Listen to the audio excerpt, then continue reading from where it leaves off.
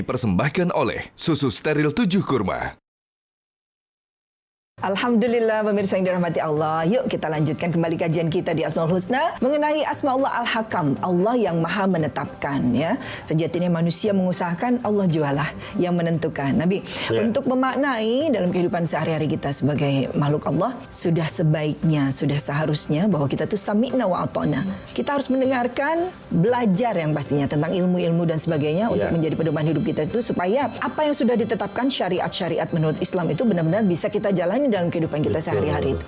Jadi dua kata tadi pemirsa, sami'na wa ata'na. Ini ketetapan yang memang Allah sebagai punya nama Al-Hakam bisa lihat di dalam Quran surat ke-24 juz ke-18 ayat ke-51. Ada dua kata itu, sami'na wa ata'na, dan siapa yang bisa betul-betul menjalani dalam kehidupan ini. Kalau tadi di segmen awal Al-Fakir telah menyebutkan ada yang namanya wajib, dikerjakan dapat pahala, ditinggalkan jadi dikerjakan dapat pahala, ditinggalkan di mana jadi berdosa. Ada lagi namanya haram, ya ditinggalkan dapat pahala, dikerjakan jadi berdosa. Ya, ada namanya mubah, ada yang namanya sunnah. Nah, contoh realitanya nih Bun, Bismillahirrahmanirrahim, surat An-Nur ayat ke-51.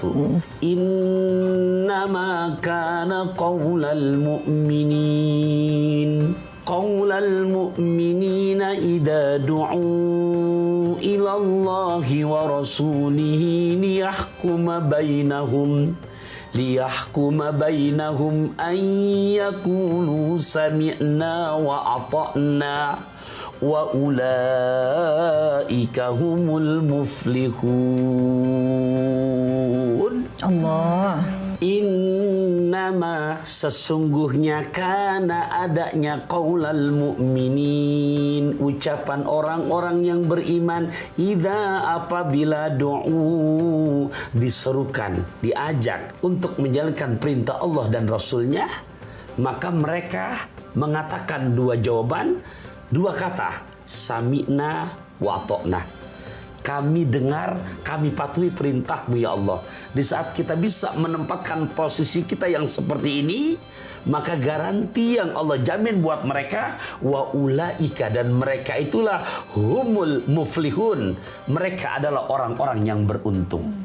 Nabi mempertegas dan kita bisa menjalankan. Contoh nih Bun ya, nggak perlu dijelasin tapi harus disebutkan.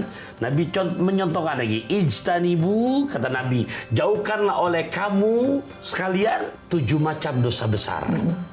1, menyekutukan Allah, syirik. 2, wasihru, sihir. 3, membunuh jiwa yang dimana tanpa alasan yang benar. 4, maksudnya 4 apa? Aklu malil yatim, makan harta anak yatim. 5, aklu riba, memakan dari hasil riba. 6, lari dari medan laga, peperangan. Lantas 7, menuduh perempuan yang mukminah berzina tanpa ada bukti atau saksi yang benar. Yang Nabi sebutkan dalam sabdanya, jauhkan 7 macam perbuatan dosa besar ini. Lantas hukum di mana Allah Maha Al-Hakam, hukumnya adalah haram jika dikerjakan. Yusabu ala tarkihi, mendapatkan balasan pahala buat mereka yang mampu meninggalkan. Wa yu'aqabu ala fi'lihi, dan mendapatkan sanksi buat yang mengerjakan. Baik. Nah, kan kalau hukum-hukum Allah sudah ditetapkan dalam Al-Quran, contoh misalnya wala taqrabu zina, jangan mendekati zina, itu kan nanti dijabarkan tuh oleh sunnah dan sunnah-sunnah Rasulullah, hukumnya seperti apa. Misalnya kalau mencuri, potong tangan. Kalau sekarang kan hukumnya beda, manusia yang membuatnya. Nah, itu bagaimana pertanggungjawabannya nanti? Ya, jelas dalam bahasa Quran surat At-Tin ayat ke-8, alaihissallahu biahkamil hakimin. Bukankah aku adalah hakim yang seadil-adilnya? Contoh tadi diangkat permasalahan zina. Dalam prakteknya ada yang muhson, ada yang ghair muhson. Ya, ada yang muhson di mana mereka yang sudah melakukannya sudah berumah tangga. Ada yang memang masih perjaka dan masih gadis. Nah, secara ketetapan hukum diatur buat mereka sudah berumah tangga maka dirajam sampai mati. Alhamdulillah ya Allah. Ya, buat mereka yang dimana belum berumah tangga maka didera dan kemudian diasingkan selama setahun. Ya, hukum Allahnya begitu. Nah, Itu. ya, lantas gimana ini yang lolos? Ternyata memang kita bukan negara Islam. Nah, tapi ingat, dari nas-nas Al-Quran yang sudah ada, ini sebagai acuan. Acuan gimana? Di saat kita melanggar, maka dan bisa bebas di dunia, Bunda. Tapi tidak ada hidayah untuk bertobat, kembali kepada Allah. Maka di situ nilai kebarokahannya tidak ada pada orang yang yang demikian. Ya, karena selama ini kan orang berbuat dosa, apalagi maksiat kayaknya biasa-biasa aja gitu. Sementara hukumnya itu dirajam sampai mati.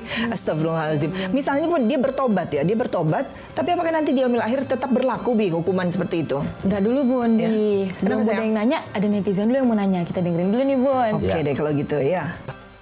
Assalamualaikum Pak Ustadz, izin bertanya. Kita meyakini bahwa jodoh telah ditetapkan Allah. Lalu apakah perceraian juga termasuk ketetapan Allah? Padahal perceraian adalah hal yang tidak disukai Allah. Lalu mengapa Allah menetapkan hal yang tidak disukainya? Terima kasih. Gitu, Ya, Bi. Tapi tadi dulu, sambil Oh. kamu ambil camilan juga, pemirsa juga di rumah jangan kemana-mana ya. Tetap bersama kami di Asmaul Husna.